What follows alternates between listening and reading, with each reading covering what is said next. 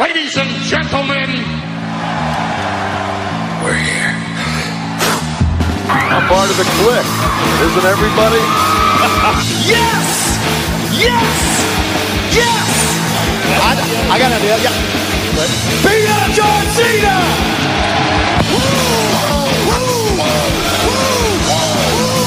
Give me a hell yeah! Oh, a little bit of the bubbly. Too sweet!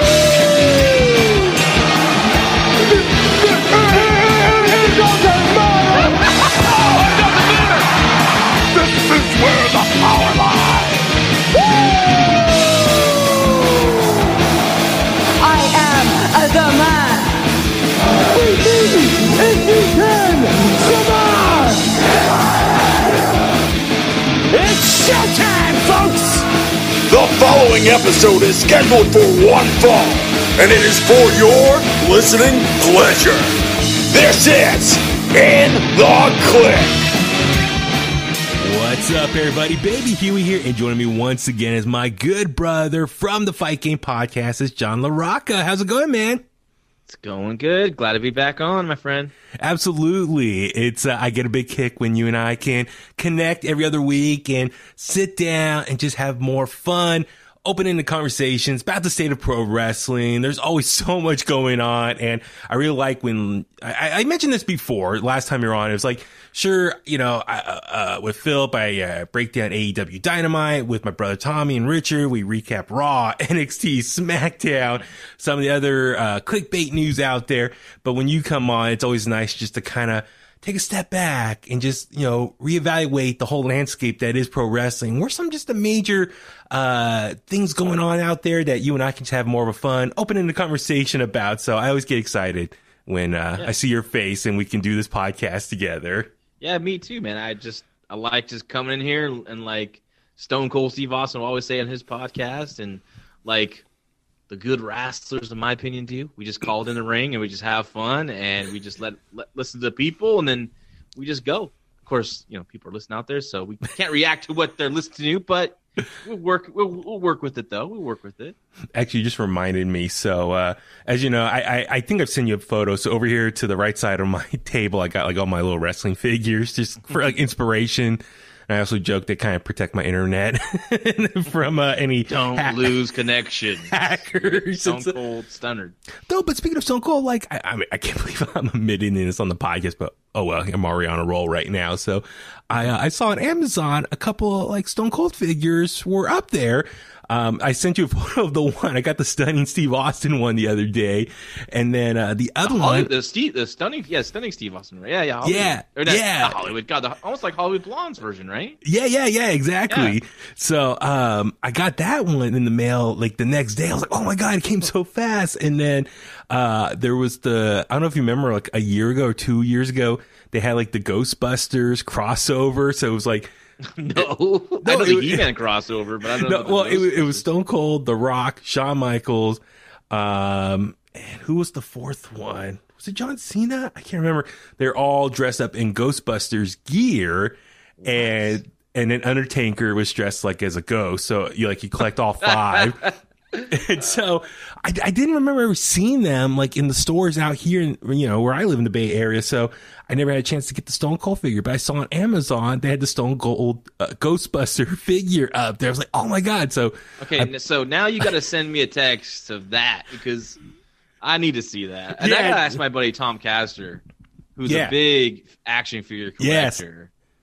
Yes. I know he has the He-Man crossover figures, but I didn't know they did a Ghostbusters crossover.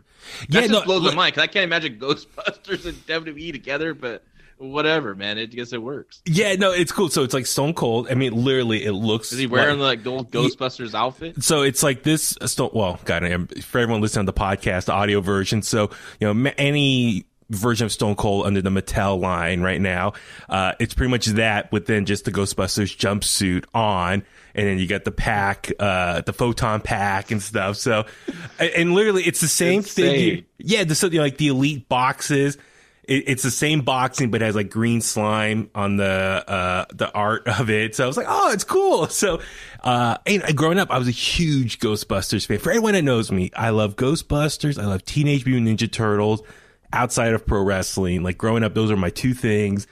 So, anyway, when I saw that, I was like, oh, I want to get it. So anyway, I saw it on Amazon.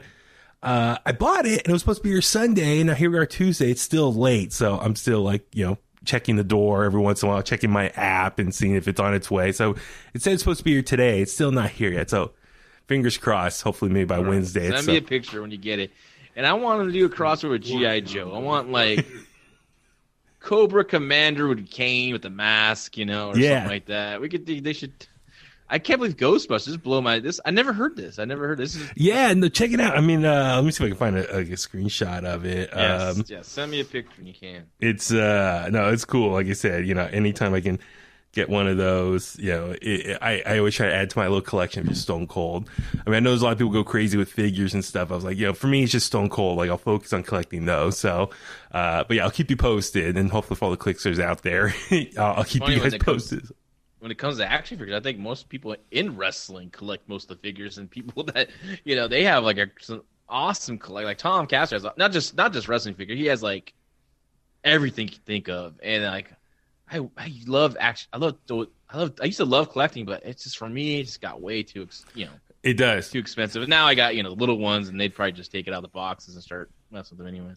Exactly what I kind of realize. I think when it comes to like collecting figures, I'm like, yeah, man, this can get really expensive, and it's like, I'm just only gonna focus on the people that I really love. Like, no offense to like, some random person on the roster, and I'm not gonna get that figure. But if I see a Stone Cold figure, I'm gonna get that one. If I see a Rock one, I'm gonna get that one. But like outside of that, I'm not gonna get like super crazy, buying every single figure, every single line. Because, it gets expensive, but then where's the space to put it all in? So I'm definitely getting the new Rhea Ripley action figure that's coming out with her new look with the short hair, tattoos. Yeah. Or not I don't know if the tattoos are on it, but, like how she looks now. Okay. The one that came out, it was kind of like her just a few years older, like, look. Yeah. So I'm going to get that for my daughter, Chloe, who's like a big Rhea Ripley fan. Nice. So, awesome. Gotta do it, man. I gotta do it. Gotta treat him. Did she your daughter watch the Rumble? Yes. Okay. So what you think of Rhea's performance?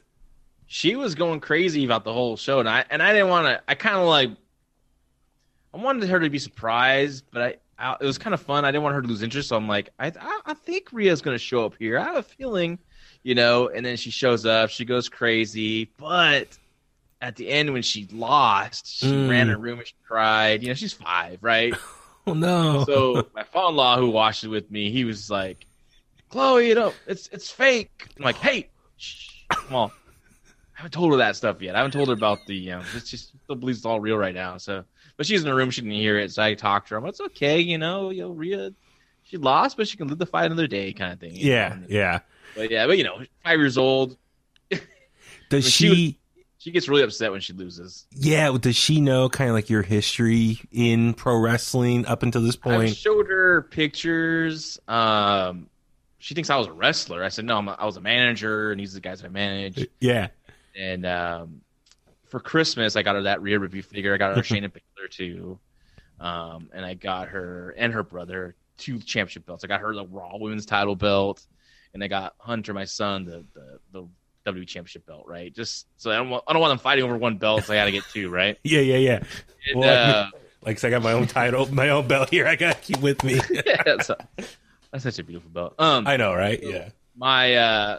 So Chloe had both belts, and she was like showing them off to me, and I was like, Daddy has a belt too, because I had it for my premiere promotion, which is like a really heavy, professionally made belt. And she was like, whoa. She doesn't remember that we took pictures of her when she was a baby. She held it. She was in the locker room with the baby, and the guys are holding her and stuff. So she knows Uncle Jeff, right? Jeff Cobb, Yep. Speaking of action figures, I do have a signed Uncle Jeff Cobb action figure. Well, it's not, Mr. Athletic action figure, but here in our house is Uncle Jeff. So nice. I got that. So, so she's like only want to watch Rhea right now. But she was going, she couldn't believe all the girls were in wrestling. Like when she was watching Rumble, because 30 girls, she's like, there's another one. Like I try to explain her the rules, but she's 5, so she's just, so she didn't want to it was dinner time, and I was like, okay, let's go eat dinner. She's like, can I eat in the family room? She wanted to watch the Rumble, but once the Women's Rumble ended, she was out. That's it. No need to watch anything more. Like she just didn't watch the girls wrestle. So. That's great. I can't wait to take it to a live event. It's gonna be awesome. I might just.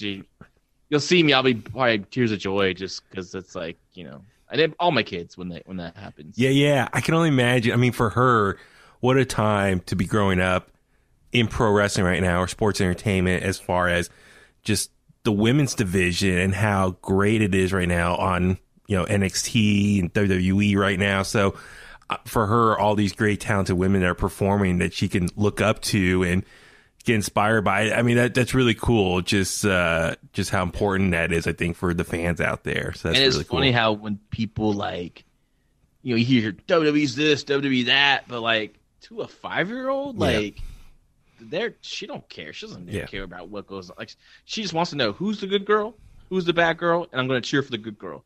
She hates Dakota Kai because Dakota Kai beat Rhea Ripley when Mercedes Martinez interfered.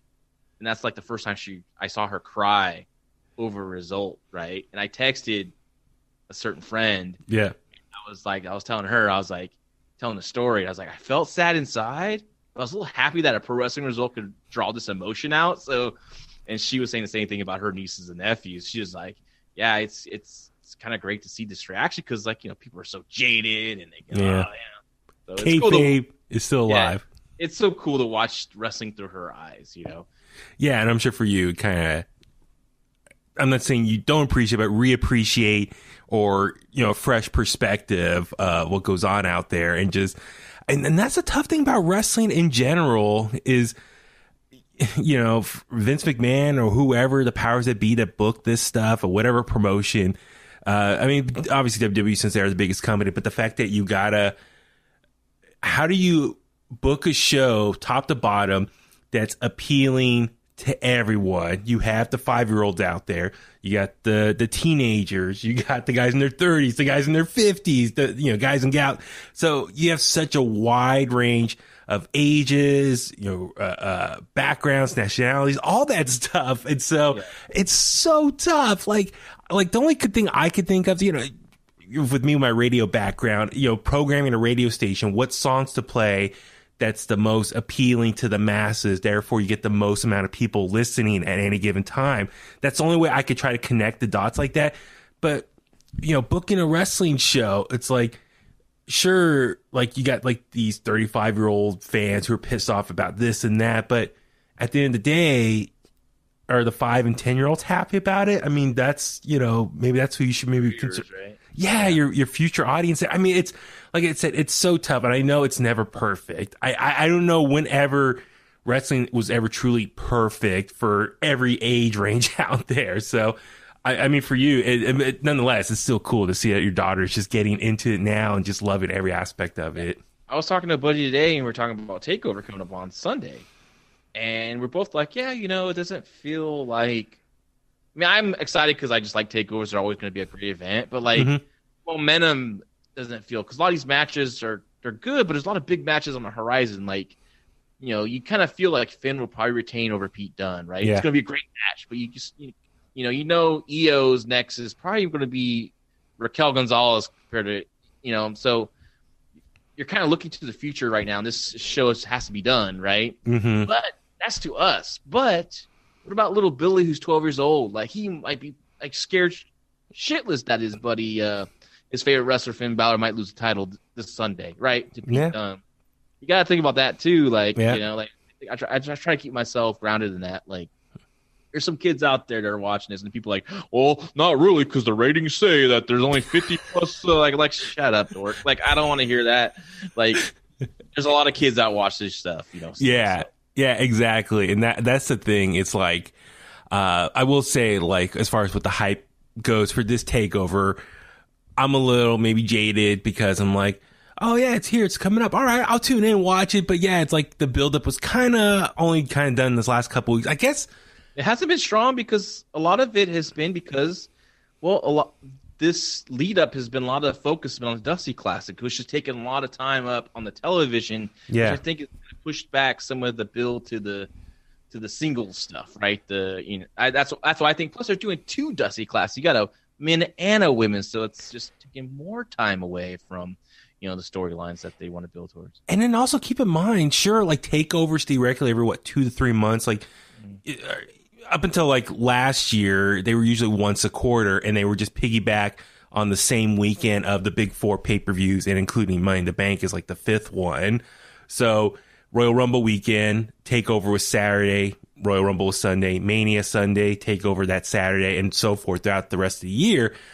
TakeOver beginning in 2020 and until now, they've really just broke off and do their own weekends now, which is cool, I guess, showing that NXT has grown as a big enough brand on its own that they can exist on their own weekend. I mean, granted, it's been still at the Performance Center, aka the Capitol Wrestling Center, so we don't know. I mean, they're just able just to kind of do it down there whenever they want, and they're not necessarily relying on like filling up an arena per se, but I don't know. I kind of miss them on the same weekend of a big 4 pay-per-view and just like, all right, like SmackDown Friday, Killer Go Home show, got TakeOver on Saturday, got the big pay-per-view on Sunday, and then Raw. So it's like 4 days of like, nonstop action.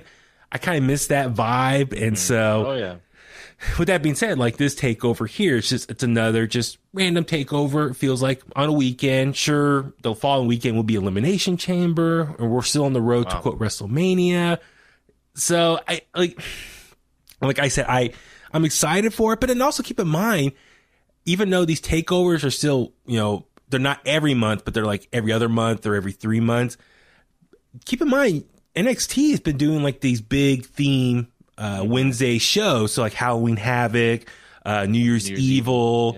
Yeah. What else did they do last year? Was Great American Bash? Great American Bash was spread out over on 2 weeks on Wednesdays.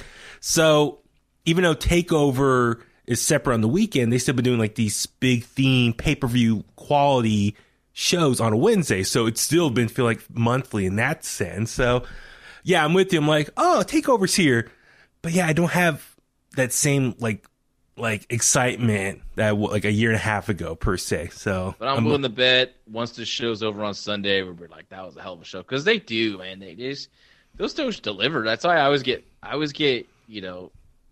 not excited for the certain buildup of matches going in, but like, you just know Pete Dunne and Finn Balor is going to tear the house down, right? Absolutely, yeah. So, and who knows? I'm sure hopefully the finals of Dusty Classics will be great, and all that kind of stuff. Well, and we'll see what happens. We just tweeted it tonight about Gargano maybe out of TakeOver, so that's kind of a bummer to see, because I really wanted to see Gargano and Kushida do their deal. Hope it's more storyline than a real injury. But yeah. So for anyone who's wondering, so within the last hour before you and I hit the record button, Austin Theory tweeted out a video. It looks like from his car, and he said he left Johnny Gargano's house and said Johnny's out at TakeOver this weekend because of Kushida.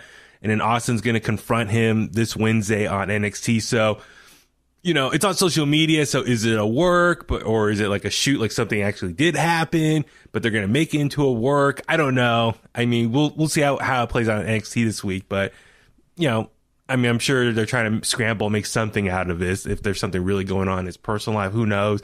I mean, we can speculate, as much as we want, but hopefully everything, everyone involved is okay from a real life standpoint that's preventing, if it's true, he's not going to be wrestling this weekend. So yeah, little disclaimer for that as well.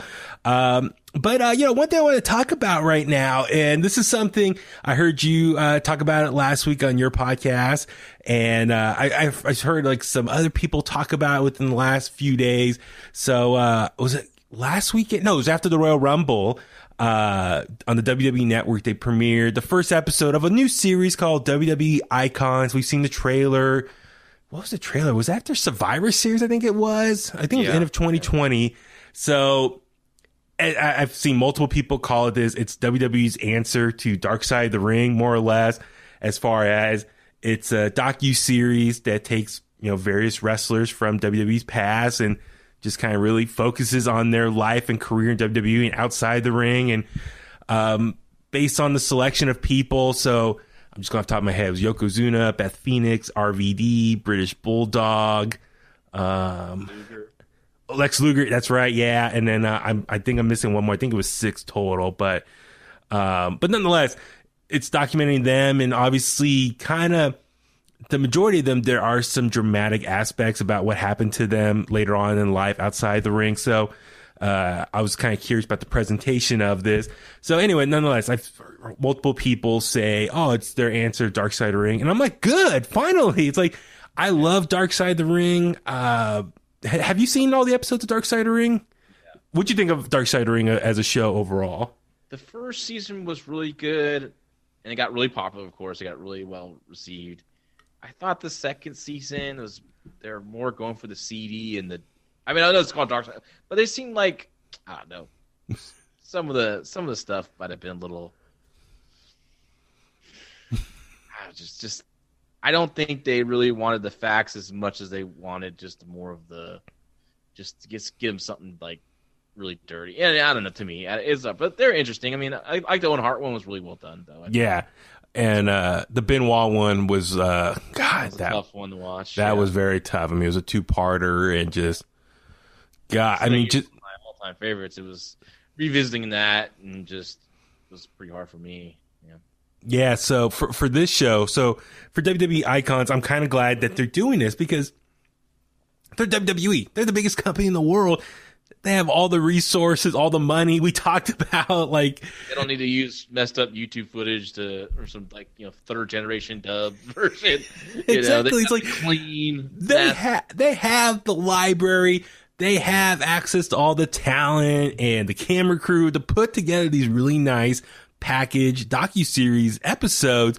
And I'm glad they're doing this. I mean, I know they do a great job with like the 24 and a lot of the other docuseries that they do on the WWE Network, but it's like, let's focus on the people in the past who helped get the company to where it is today, sacrifice their bodies and whatnot.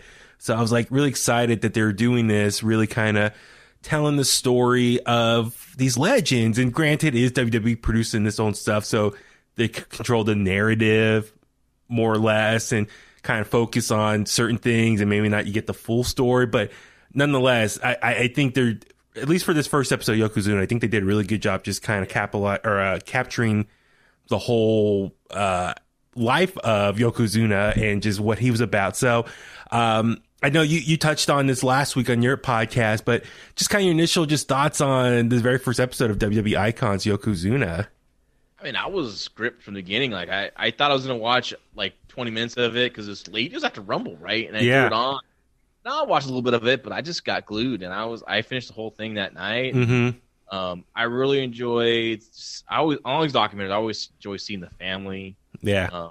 That was they were all great. To me, I don't think they really left much out. They told a really good story, and it's a sad story at the end, but it's more of a celebration of life for Yoko, who was this giant of a man with also a giant heart, and taking care of his family when he was making the money and he was helping out, always very generous. Which that's basically the Tongan culture. They really it's all about taking care of their family and I saw that personally with my wife's grandparents' caregiver, Lofi. I mean, I thought I knew about the Tongan culture by watching wrestling, but she let me know and their cultures, and they told everything is pretty amazing culture. And but yeah, I love it. I was a big Yoko guy, because I remember him. I remember seeing him as Coquino Max as AWA because I was watching everything that had a ring in it, right, on ESPN and AWA, the Dying Days. I was watching that, and I remember seeing Coquino, and he was like moving around the ring so fast, and such a guy's big size. I love the footage of him as a head shrinker. Like, that was so awesome. Yeah. I remember reading about that, but I've never seen it, so that was awesome. And I always liked the big guys that can go, When he debuted, I was like, hey, that's Coquina Maximus. He's not Japanese, So I'm glad you said that. So, like I said, Yokozuna doesn't have to mean Japanese. I found out later it was, grand champion of sumo. But, at the time I was like, wait a second, he's Coquina Max Samoan. So no, I'm glad you brought that up. So yeah, what I like about this episode, it covers his early years, who he was, how he got into wrestling, his time in WWE, success, life after WWE, and all that stuff. So I really like the whole timeline that they covered. But I'm with you. So like, okay, when he got into WWE and was taken off in 92. So for me, I was 8 going on 9 years old. So at the time, I was still fairly young and still just learning how to watch it and process it. And very much like your daughter, like I wasn't like, keep track of all the dirt sheet stuff and like, oh, who was he beforehand? What was the old gimmick? And I didn't, I was still just too young. I was just enjoying what was on TV and what was presented to me and just eat it up as it is. But I will admit, like growing up, I was like, he doesn't look Japanese. Like I was watching, even as a kid, I was like, he looks different. Like Mr. Fuji, he doesn't look like him. Like I just remember as a kid, like I didn't put 2 and 2 together and realize, he's Samoan and all that stuff and the history there. And I mean, when I got much older and I was able to, backtrack and research and look up stuff, I was like, oh, okay. So, but at the time I was just like, this guy is big. He's awesome in the ring. And, I keep in mind, at my age, I was still coming off the 80s and the rock and roll 80s of WWF with Hogan, Ultimate Warrior, Macho Man, Andre the Giant. And Yokozuna really represent like that next wave, the new generation that they've been calling it before the Attitude Era. And so I've always had a special place in my heart for Yokozuna as far as what he brought to the ring as a character. And it was really the changing of the guard and all that stuff. And I mean, one example was obviously WrestleMania 9, which they got into in this. And I didn't know everything. I was hoping they would do. I wanted to see the reaction of the finish, like what people thought. Yeah. And that was cool to see. Bret Hart's opinion on it, like, it was kind of stupid. Yeah. See, at the time, I was like, all right, yes, Hulk Hogan's back. That's so awesome. So as a kid, I loved it. I was like, man, he beat Bret Hart. I like Bret Hart. And no, like, how dare he do that? Oh, Hulk Hogan's making the save. Wow, Yokozuna is issuing a challenge right there. All right. Hogan comes in and he beat him. It's like, whoa, like, yeah, Hulkamania. Now, as my older self, now, like, okay, you kind of see more behind the curtain of what went on. It's like, yeah, that kind of sucks for Yokozuna. He was a champ for 30 seconds or a minute, they said, before Hogan took it back. And obviously now at my older age, I've learned obviously about Hogan, the backstage politics. And in this documentary, they bring it up about Bruce Pritchard said they wanted to put the belt on Hogan because this was supposedly his last hurrah with the company, obviously before he went to WCW. But they have a big European tour, so they want him as a goodbye tour, at least be champion. And then it looks like him and Yokozuna battled out on all the various house shows over there. So it makes sense from a business standpoint. And then they showed the old footage, like the fans overseas were like, yeah, Hulk Hogan's coming and he's going to beat up Yokozuna. So, from a creative standpoint at the time, I guess it made sense. But, obviously from a bigger picture standpoint, it's like, yeah, it kind of sucks for Yokozuna, that he lost the title in that short period of time. But it's really cool hearing your memories of that, because my memory of that was confusion, not excitement. I remember, because nothing's ever like that happened in wrestling. Yeah. Right? Like titles change and you have a new champion. And so when I was a kid, I watched WWF pay-per-views on Scramble Vision, right? Yes. The black box. All the younger viewers now are like, what the hell is he I know. talking? They know the struggle of a black box. The black box did not come into play to 1994 from the LaRocca household. But I was going to say, can we talk about this? Enough years have passed that we're yeah. I think, shoot. They're on to us already. But way before Napster and all that stuff, like we had to struggle with you got to know someone to meet up in an alleyway to get a little black box to get you access to everything on cable TV. See, WWF pay-per-views were more expensive than WCW, so I would get my parents or save enough money to be able to pay some of it or all of the WCW pay-per-views. So it was like $20, $19.95. Like it was easy to kind of twist my parents' arm right for those, and plus. I was a WCW guy. I mean, Luger, Sting, Flair. Like, I had to watch that stuff, right? So it just continued on for me when it came to WCW. And so I remember being shocked when Yokozuna won the Rumble, 93 at Sacramento. Mm-hmm. And then I'm sitting there watching Scramble Vision. You can see a little bit. You hear it's like a radio. Just listen to the radio guy. Yeah. And you got Jim Ross in the call, so he's such a great. He can describe the action for you perfectly. And he wins. I'm like, right, lost to Yoko, because I was so geared to good guys always beat the bad guys in WWF. Champions always kind of conquer the villains, right? Mm-hmm. And then Hogan happened. That happened. Mm-hmm. I'm like, I didn't know how to take it. I remember going and shooting hoops after listening to Scramble Vision and watching Scramble Vision. Shooting hoops. My buddies came in the neighborhood. We started shooting hoops, and they're not wrestling fans. I'm trying to describe what happened. And they did not give a crap, right? That's how down wrestling was 93. But I just remember still being like, well, how is that legal? How can he really win it? I had all these questions, that was for to make you tune on that. What? I guess was that Monday that year? Yeah, because Monday Raw was Monday. I didn't see what was going on. It was amazing because I remember it just for me. It was always stuck in my head. Brett waving the Hulk go get him, go, and I was like, real life. He's like, I gotta do this. I gotta. I know it was great. Brett talk about it now, and I was really surprised they got Hogan on this episode to give his perspective. He gave a very PC safe description of like, oh yeah, I asked Vince what was going to happen. And I was like, oh, well, what happened if I did this? And so he just very nonchalant. It's like, oh yeah, what if I just came in and won the titles? Did really more happen? You think in that case, are they painting Hogan as the little bit of a villain there than Vince? Like he's taking the blame? Well, because I would think Vince would, because Hogan's back, and that's kind of like, business is down, right? Business is down, and because a lot of them went to WCW at that point, right? A lot of the business is down in WCW. I mean, it's just business is down in 92, 93, just wrestling business. Kind of what we feel now, when it comes to popularity, it's kind of just down. Mm-hmm. So now it's like the house shows are struggling for both companies.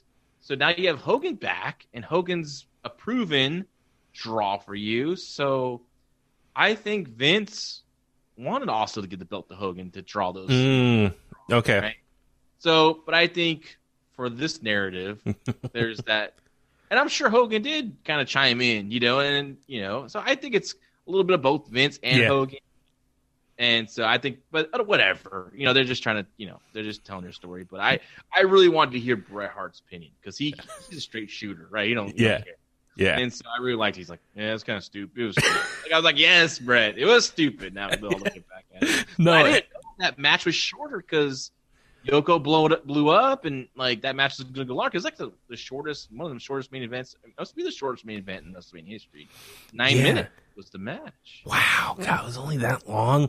Yeah, but he got the belt back in June, so yeah. So we saw after the tour, he won it back at that King of the Ring that year. So and then he had that really long, was 280 or 290 day title reign. So which was very unique back then because there's always the babyface champion on top. Like I said, knocking down the heel challengers, and so Yoko had it for 9 months. Yeah, and I remember thinking I was pissed that Luger didn't win it, but that's a whole other story. We'll talk about that when that comes there. But I just loved Yoko, beyond the bonsai drop. I would just love it when he hit that belly to belly suplex, and then the leg drop. It was a sight to see. I'm glad I got to see him in person a few times, and I also saw him in person at a show actually.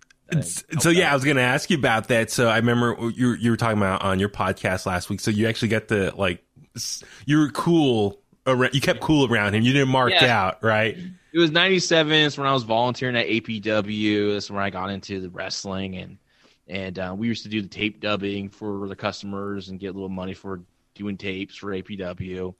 And they were doing this show in Watsonville, and there was this lucha show with all these guys, and they use APW's ring, right? Mm-hmm. So I wanted to tag along. I wanted to go see the show, and of course I had to help put the ring up as part of my paying my dues or whatever. Yep. And I remember after the ring was up, we got there really early, set it up. We're hanging out in the ring truck, and walked by was Yoko and his entourage of family.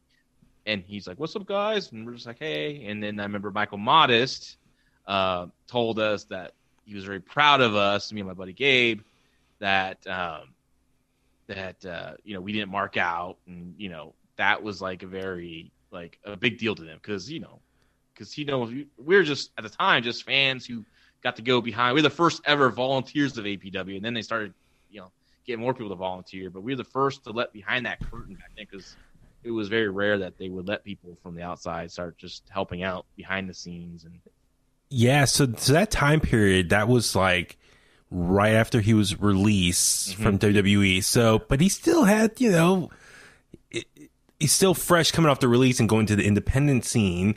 So, his name at that time in 97 was like, oh my God, that's Yokozuna. That's the guy, from WrestleManias and, all the stuff he did in WWE. So I'm sure, for you, like, I know inside, inside I was like, oh man, that's Yokozuna. But we just said, how's it going? Like, we ended, like I said, I remember Michael Moss was like, we're just proud of you. Just proud of you guys for not marking out and make them look bad. Because if we did that, they're like, well, if these guys are marking out like this, like these other guys, the wrestlers that are they might be like that too. Which I don't know. It was just I learned that lesson early, how to act around when you're in the back. I guess I don't know. I can't explain it now, but like that's the way we were kind of taught. No, I get that. No, God, what was it, a couple of years ago at an APW show? I don't know if I should say this, like, who cares? Caesar Black, brought Jimbo and I backstage just to talk. But I was kind of like my first time ever in like the wrestler's locker room. And so I didn't know. Here I am, in my 30s. Like, I was still like Danny, like, okay, I've been to like big concerts, man, all the biggest rock stars, just, kind of apply that same mentality. Like, just be cool. You just go in the locker room, just chill out. Don't be cool. Like, be cool. But I was like, there's a lot of people I recognize, I'm a fan of, but, just chill. It was cool. And, hung out there for a bit and then we went back outside. But, nonetheless, what I can relate to you as far as inside, you're like, oh my God, like, this is so cool. But it's like, just keep chill, man. We're all humans. We're all people, man. Just be cool. And, just, it makes it easier for everyone just to, act chill. And that way no one has to worry about putting like a wall up and be like, all some mark out fans, approaching me right now. But anyway, it was cool. So I totally get what you're saying and just that mentality of how to treat and act around people and stuff like that. So, but also with this documentary, I really enjoyed. It was obviously, just like his whole family history and how big that wrestling family history is. And it was really interesting that I didn't know this. Like, there's a lot of things I learned. I didn't know he was going to be brought on as part of the Head Shrinkers, but then he got the leg injury, and then Rikishi ultimately came in and took that spot, and then he was able to come in as, quote, the third member of Alpha's faction that he was making, the new generation of Samoan wrestlers, but then got repackaged really quick with Sergeant Slaughter's recommendation of like the sumo wrestler gimmick. I love that because, like, I remember as a kid, like, just the big red pants. Like, the outfit is very simple, but it stood out to me. Obviously, the hair and, the style of the man bun that it was. And then, he had the pants, and it just always stood out. I mean, as you said, the simple move sets of, the belly to belly, suplex, but then also, the bonsai drop that he did. I was like, all that stuff was intimidating. Like, everyone who would land on the chest and like the pain that they're in, I'm like, oh my God. Like, as a kid, I'm like, that looks so painful. And he really stood out as like a really badass big man that I really appreciated. And I really tune in, and, just the footage of the kids in the crowd, like all their mouths dropped, seeing his presence. I was like, that's what makes wrestling so cool, where you can have these larger than life personalities that just connect with the people and just that entertainment value. And that's something I try to explain to people who are not wrestling fans. Like, why do you like this stuff? And it's like, that's partly why. It's just like, I just love that. And so they really captured that presence he had at the time. So that was just really cool. But then the other thing, like I said, the family, that was really cool. Just seeing everyone, say really great things about him and how generous he was. And it was cool seeing like Tonga Kid make an appearance as well. And so, and then and the thing is, like, as you said, like, for you, a lot of those guys have connections also with APW. So I was like, it's really cool. Like, I'm watching this and I was thinking of you. It's like your connections with all the extended family there. with Tonga Kid and obviously his son, Jacob Fatu, and what he's been doing with APW for years. And even, God, what was it last year? Or no, it was 2019. Remember the Samoan Dynasty invasion angle? Yeah. So that was like really cool seeing that, in person here. So it's just really cool, just the whole family tree of his family and how he really was a trailblazer for this next generation to come out. So like I said, I really enjoyed this. Obviously, it was just really sad seeing life after WWE, his weight issues and stuff. But I always kind of wondered, man, what if he was able to get the weight under control and was able to come back during that Attitude Era? Like, what he would have done. Would he still been Yokozuna? Would he have been repackaged as something else? Like, that's like my biggest what if. I'm guessing he would have, because remember when he got taken out by Vader and everything, and he came back for a match, right, with Vader or a feud with Vader, and he was speaking English, and they're like, this is the first time he spoke English, but like he did a couple promos in English before, though most of it was with Mr. Fuji or of course Jim Cornette doing the promos for him, which was probably the smart move to get Cornette in there. Mm-hmm. But yeah, he's a sensational talent. The NOI family are all talented. Samoans are just such talented pro wrestlers. When you have a bad Samoan wrestler, and it's like that's a shocking thing. Like they're all really good. I think 99% are all really good. I have seen one that wasn't that great, but for the most part, they're all really talented. And seeing Sam Fatu, Tonga Kid on there is great. If I remember correctly, he was there when Yoko wrestled that Watsonville show. Nice tag with Sam Fatu and stuff. So, but yeah, good show. Yeah, looking forward to the next one. I mean, the Beth Phoenix one, not really that looking forward to, but I'll watch it. The Dave Boy Smith one's going to be kind of tough because I'm sure going to talk to Harry Smith and he's going to talk about his dad, and that's going to be probably tough because he lost his dad so early. In Georgia too, yeah. So, Georgia, and then Luger is going to be tough for me, so I might have to then Elias gets a couple candles out, just tissue paper. Well, I'm curious, he's not passed away, but Well, I'm curious how much of the Elizabeth stuff they're going to get into as well, like how they're going to tell that story. And I'm kind of hoping it ends positive with his faith, like at least. I hope that's what's kind of the end of it. Yeah, so I'm looking forward to all of it, and maybe we can kind of review all of them as they come out. I don't know when the next one drops. I thought it was going to be every weekend, but I guess maybe they'll save it for after every big pay-per-view, so they'll kind of spread it out a little bit longer throughout the year. So it's interesting because I've seen, I follow Georgia Smith on Instagram, and she's been posting a lot of stuff, like behind-the-scenes stuff that they were filming. God, was it a month or two ago with her mom flew down to Tampa, and so that way her and Harry and her mom, all three of them were in the room, and that's the stuff you saw in the trailer. So, no, it's cool. I'm looking forward to all of it, and just these are people from, my early years getting into wrestling, and just especially the RVD one too. That's going to be interesting. Like how they banging chicks? Is that what we're going to get? What? Just is that what he's doing on Instagram or Twitter, at least for the last 2 years? Yeah, Tim and Katie Forbes, what they've been doing, and with the other chicks. Yes, exactly. But but God bless them, right? I guess they're going to tell. Okay, we've heard the ECW story so much, so it's like how they're going to tell that different, maybe from his perspective. What was it like being part of that promotion? But how many weed fines did he? Yeah, have to. Him and Sabu, why did he have to pay out in the WWE for? Yeah, exactly. Or just pay it a year in advance. Here you go. How many tests are you give me a year? Here's my weed fine for the whole year. Yeah, exactly. But no, all that stuff I'm looking forward to it. And then the Yokozuna stuff. If you haven't watched it, please watch it. It's I think it's really important. Just he was one of the big names, really part of that new generation, and during that transitional period where WWE had to find new stars and make new talent and how to keep the company going. You got to kind of go down a little bit to kind of build back up right before the Attitude Era explosion. So I loved it, everything about it. So, all right, something else that I wanted to talk about.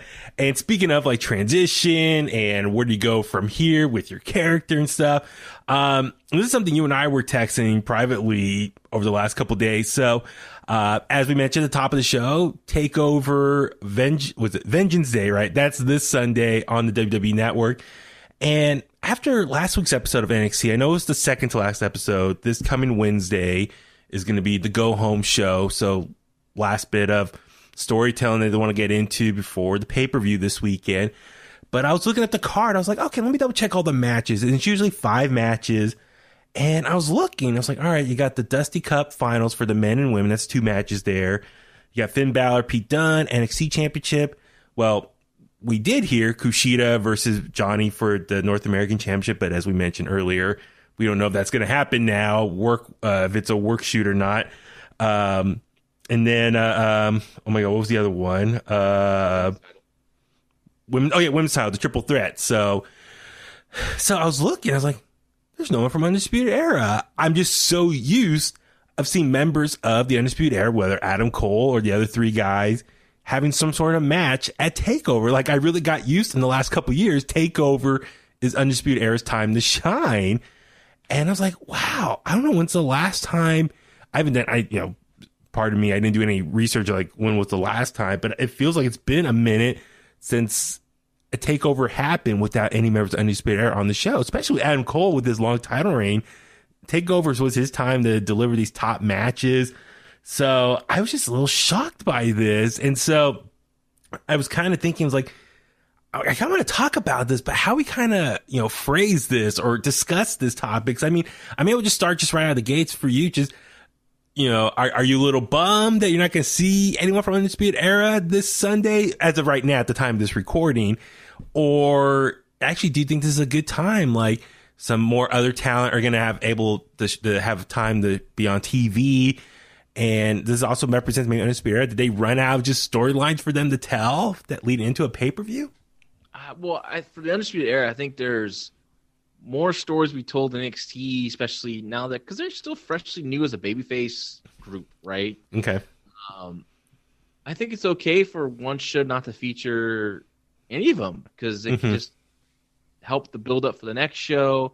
There's still that Kyle O'Reilly, going for the championship story. Like it's still out there. Like that's still to me the rubber match is a big match whenever that happens. If that's going to happen will that happen at the TakeOver, WrestleMania or WrestleMania TakeOver? I always call it WrestleMania. Yeah. That time frame, or how's carrying CrossFit and all that stuff. So yeah. When it comes to, there's nothing really for them other than if there was a tag team title match with Oney Lorcan and Danny Burch. But you had the Dusty Classic, and that's kind of like the focus right now. So you want to add a third tag team match on there. If they had one more guy for the brand, I guess, or Pat McAfee, if he ever showed up, that would have been a fun 6-man tag if they would have had it on this takeover. But I think it's okay to leave them off. Focus on some other talents for now, because the Undisputed Era, they're pretty much over already. There's you can leave them off and then freshen up your TVs with them after this post takeover. I think it's a good thing. Yeah, no, that's a good point. It's like, I'm sure for them, like, finally we have a weekend off, a takeover weekend off. So for them, just actually the opposite. They probably want to be on it because those guys. I think most guys, they want to be on the big show. They don't want to be left off. But I think they're an okay. It's not one of those things like, throughout the show, we forgot about you. Don't worry, they're not going to forget about those 4 guys. They're all extremely talented. And, Adam Cole's still there's so much great stories to tell in 2021 with those guys. Well, so it's interesting you brought that up because as far as, okay, after this takeover, just get through it, and then maybe they can start with some fresh new stories to lead up to the next takeover, whenever that will be. We know, just on a complete side note, it just came to me. So the rumor was it last week that WWE wants Finn Balor to defend. Well, they say Finn Balor, but I should rephrase that. They want the NXT Championship defended because we don't know if he wins it this week or retains this weekend or not. But they want the NXT Championship defended at one of the nights for WrestleMania this year. It's a night one. It's 2 nights. And so there's no takeover theoretically on that Saturday that we're used to in the past. Last year, Rhea Ripley defended the NXT Women's Championship against Charlotte Flair. So there was some NXT presence on last year's 2-night WrestleMania. So I think it's kind of cool. Okay, bring the NXT Championship, the male one, over for WrestleMania this weekend. I was trying to, I think the other day we were talking about this. I was like, okay, who could it be? Could it be Finn Balor? Could he defend it against maybe Walter, like NXT champion versus NXT UK champion. That we get Walter over here in America once again. It's been a minute. I don't know what travel restrictions are at that point, but yeah, well, they teased it a couple weeks ago with the Imperium coming together again, though. So yeah, it's Imperium. Maybe they'll figure it out and make an appearance or two. Yeah, who knows? There's some stuff brewing at least on NXT. Yeah, I'm all for that, and that's the thing also. So yeah, I'll be all for, if they get, maybe Undisputed Era can be involved somehow in WrestleMania weekend. So maybe, I'm just like thinking ahead to WrestleMania weekend. Okay, if they want NXT Championship present there, what are some other ways they can get some other NXT talent on that WrestleMania show? So that'd be cool. Maybe Finn, Walter, Undisputed Era, who knows? But that's something to keep an eye on over the next couple months. But yeah, for this time though, for Undisputed Era, like I'm thinking, like I said, my initial reaction was like, man, did they run out of creative for them? But you brought up good points. Like, okay, maybe take a break. There is a lot of story they could tell as baby faces. I mean, I know there were reports coming out that maybe they were going to break them up and like half the team turns heel on the other half. And it kind of looked like Roderick Strong and Bobby Fish were going to turn on Adam Cole and Kyle O'Reilly. We haven't really seen that. I mean, if those reports are true, I'm sure that was probably thrown in creative at some point. But if they do that, I'm sure they want to hold off until there's a crowd reaction, because that's a big moment. Undisputed Era, as we talked about in the past, that's been their big faction for the last 3 years. So I think they want to save that for a big moment in front of a crowd. But at the same time, I don't want them to break up, because I want them, if they do eventually go up to Raw or SmackDown, I want them to go up as a team. So I don't want them to break up on NXT and then we won't get Undisputed Era on the main roster, on the main shows, because I want the bigger audience to see them as a foursome.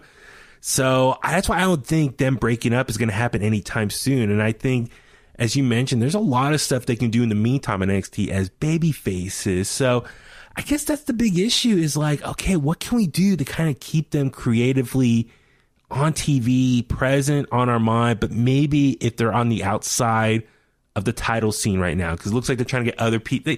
They've dominated.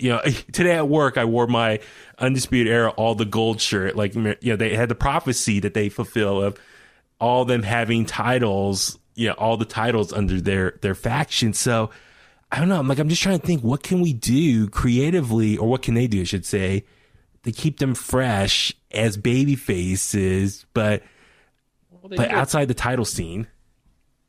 Well, if they had a group that they can also work against, I know they have the brand, Pat McAfee, I believe is coming back sooner than later. I don't think that guy could be off. I understand them not wanting to have him out there every week, because he'll get stale. If you take him in there, every so often, it'll mean something. The way Johnny Gargano, Austin Theory, they would have to have probably, they could add it. They can feud with them, but that's only 2 versus 4. So yeah, and there's also, if Kyle wins the title, what happens if Adam Cole gets in a position to challenge for the title? So Adam Cole versus Kyle O'Reilly is a big match. Okay. That's a big match. The tag titles, Roderick Strong and Bobby Fish are kind of the guys.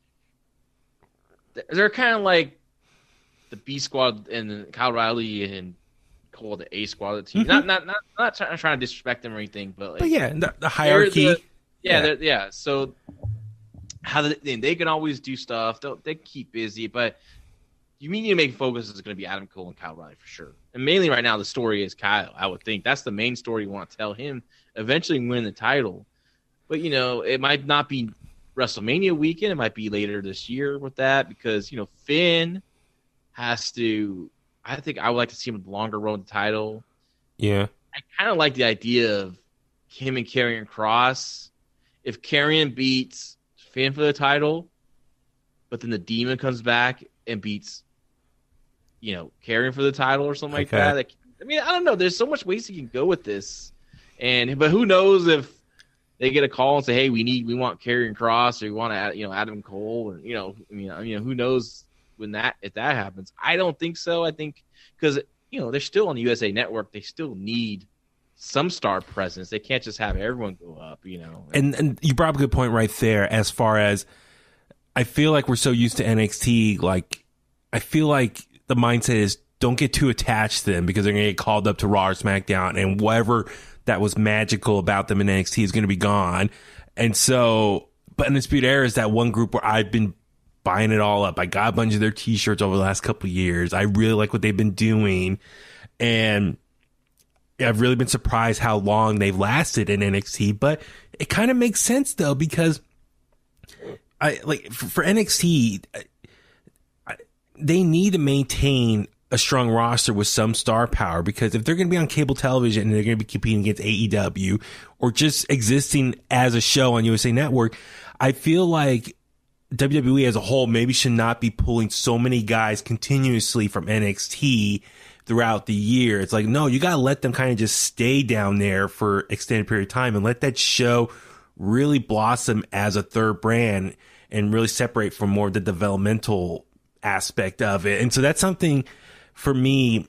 I'm really been happy that Undisputed Era has been able to stay down there that long and just really keep the NXT brand strong. Like, no offense to a lot of the other people, but I mean, they've had that strong star power, and that's why I tune in for the most part for NXT outside the other great talent. But I really like tuning in to NXT and see them when they wrestle. And so that's one thing I do get frustrated is like there's some guys that they get called up and I was like, oh, I wish they would have stayed at NXT a little bit longer, because how's NXT as a show going to be successful when you're constantly pulling from that roster? So I felt that way when Keith Lee got called up. Yeah.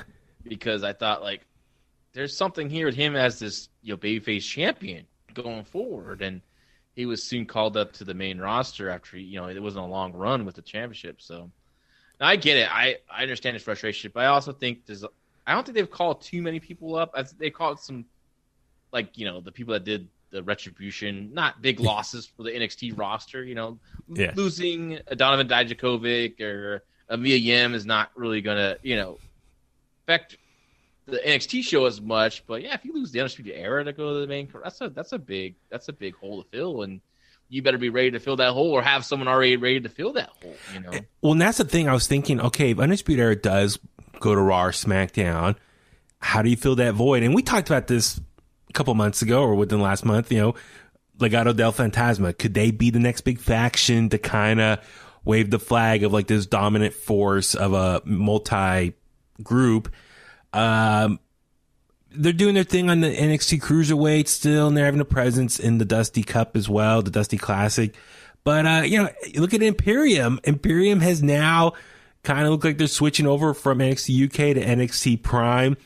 They've been teasing maybe Walter is coming in some capacity, which I'm like, okay, maybe we'll have Legado and Imperium kind of like these two factions, like on the outside looking in. Once maybe Undisputed Era leaves, they can like fight it out as the top faction there. I'm like, okay, I can get behind that. I really dig Imperium.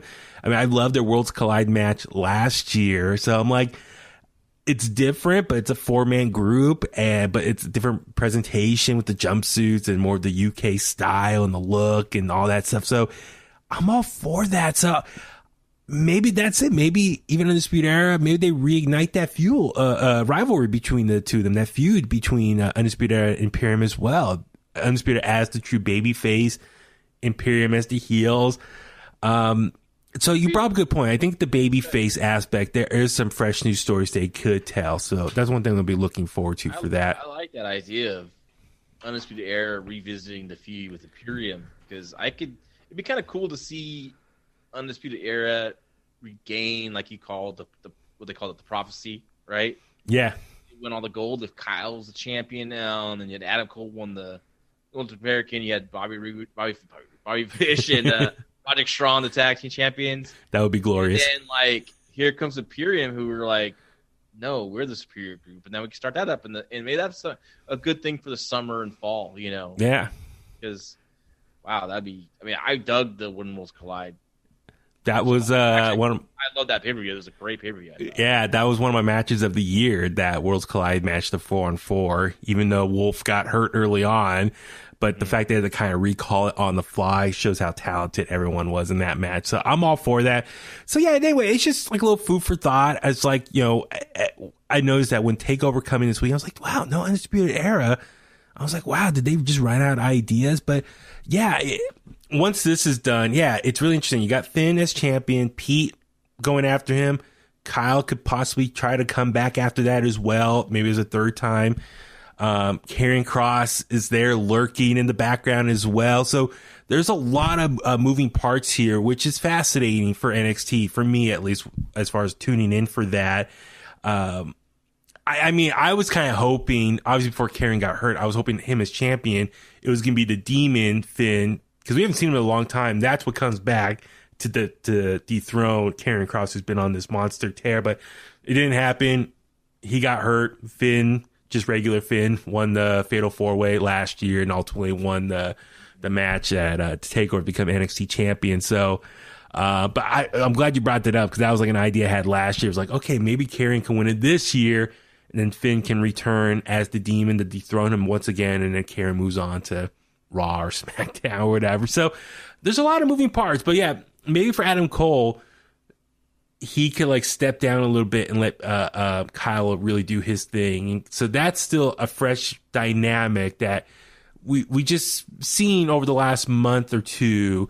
I really kind of curious to see them explore that a little bit more. It's like everyone's been supportive of Adam doing his thing, but now Adam has to take a step back and really push his buddy as the kind of, not to say maybe the leader of Undisputed Era, but the kind of the number one guy right now. So that's right. Which I really like about Undisputed Era on this babyface run is like Adam Cole, who is, the leader, is so supportive of Kyle O'Reilly's quest for the title. Like there's no ego there.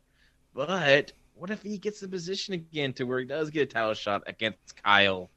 What happens there, right? I don't know. You can do so much. It's okay. Stuff, coming up. If they go that route, I'm not saying it's going to happen, but I can see it though. I can see that at least the Kyle O'Reilly story is something that needs to be completed. I think him winning the title needs to happen. I think so. You're for that because I'm curious if some people think he's just the number 2 guy. Like, does he deserve being champion of NXT? But so you're for that type of that decision.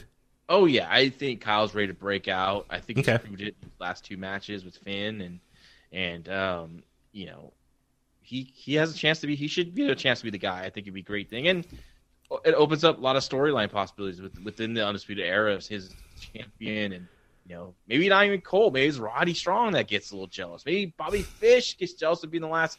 Feels like he's the last guy on the totem pole of the group, right? He could do so many cool things. And keep in mind, remember, Bobby Fish was injured the last couple months, and last week, was it last week or the week before? The 3 of them were standing there, and Finn backed up, and then was kind of all 4 of them lined up together, and then Finn backed down and rolled out of the ring. So I wonder if that's something to explore as well. Finn and maybe his relationship. He's like the 5th Beatle, the 5th member of Undisputed Era. Well, what I like about that is that with that symbolism is like, it was so awesome. It was like, okay, I'm with Kyle because I have some respect for him for our battles. But he looked at Adam Cole and he's like, I'm out. I'm not going to get attacked from behind by you guys. I don't trust you, son of a gun, right? So I kind of like how he doesn't really trust Adam Cole and the rest, but he has a mutual respect, at least with Kyle. And, God, that's what I like about NXT. They have a lot more open stories that you can tell than AEW right now. For me, just seems kind of just standing still with like there's a lot of guys that can kind of fill that role as like challengers coming up. Like NXT has a lot more options. Like shoot, we have to pull out Joey Janela versus Darby Allin this week just to for the title of all the guys. You got some problems with your roster, in my opinion. How does Joey Janela keep getting these title shots? And it's amazing. He did. His last singles win was against Marco Stunt in November of 2020. So there you go. That's why. Sports based. It's sports based. I love it. So, oh man, it's all right. I'm okay. I'm glad I talked to you about this. You engaged my mindset. It's like, okay, don't worry about Undisputed Era having the weekend off. There's still a lot of more stories that they can tell as baby faces. So I'm all for that. I think, Adam Cole versus Kyle O'Reilly at some point, that could be interesting. Finn and their relationship with him. Maybe something with WrestleMania, them versus Imperium. So, okay, good. Right there alone, that could take you through the summer if they book it correctly. We can do it. I hope it's good, man. Just because they always have pretty good storyline. Even though I was not happy with their last show, other than the great main event, the rest of it I was really upset. Which is like I felt like I was reading an Elseworlds comic of like what's going on here. Just I never seen NXT not really booked well. I'm with you about the women's match. Just the build up has been kind of flat. Just Io just sitting there. Like, it looked badass, like she was sitting there the way she was posing, but it's like she's not doing anything though at the same time. So yeah, I'm with you. This like I said, this takeover, the build hasn't been strong.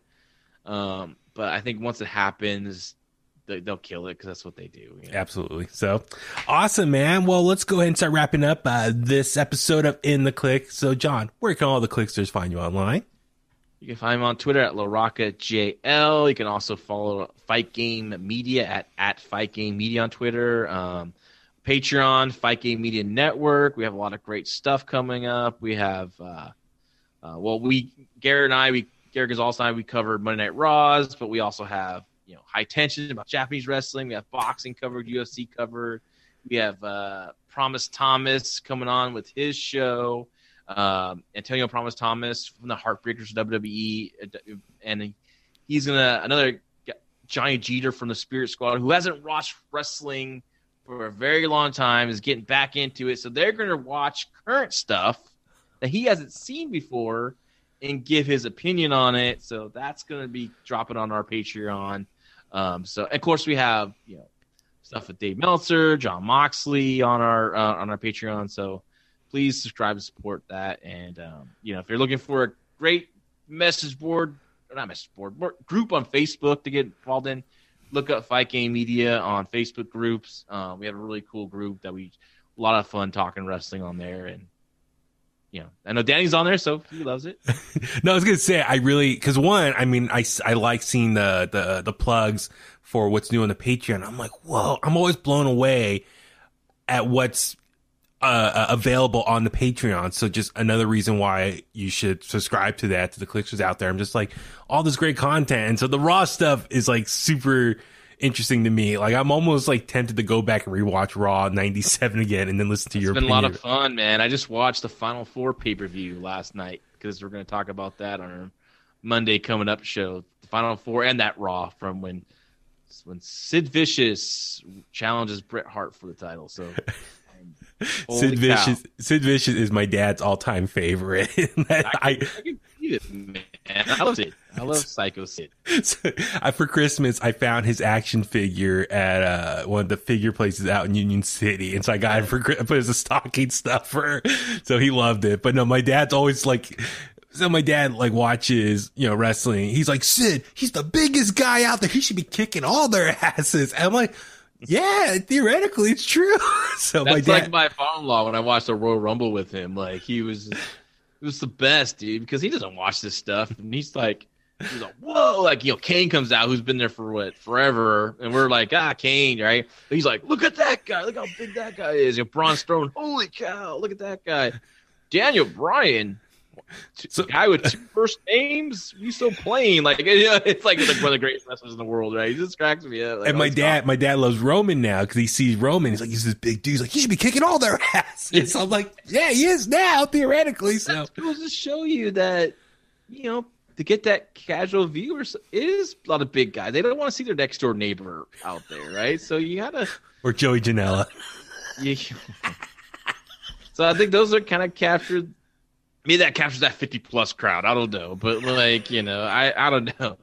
But I think those, Yokozuna, we talked about Yokozuna. I remember my dad, because he was always giving me crap about wrestling, Yeah, he loved Ric Flair and Sting and Luger. And, but, when Yoko, I remember, if you walk by the screen when Yoko was on, he'd be like, damn, that guy is huge. Yeah. He makes some kind of smart comment. But it would make him stop to make a comment about it. Where if it was I don't know, Coco Beware, he probably would just keep rolling by why does that guy have a bird, But he might not even pay attention. Exactly. So, nah. Oh, man, good stuff. I'm Baby Hugh. You can follow me on Facebook at Baby Huey Official, Twitter and Instagram at Baby Hugh83. Subscribe to us on all the major podcast platforms, Apple Podcasts, Spotify, YouTube, Google, Stitcher. intheclick@gmail.com. Get the merch over at Teespring. We have the links all in our bio on Facebook, Twitter, Instagram. So thank you to all the clicksters who've been buying stuff already, who've been leaving comments and ratings on Apple Podcasts. That does help with all the algorithm stuff that's out there right now. So get all technical as well. So on that note, let's go home. And that's the bottom line, because Huey said so.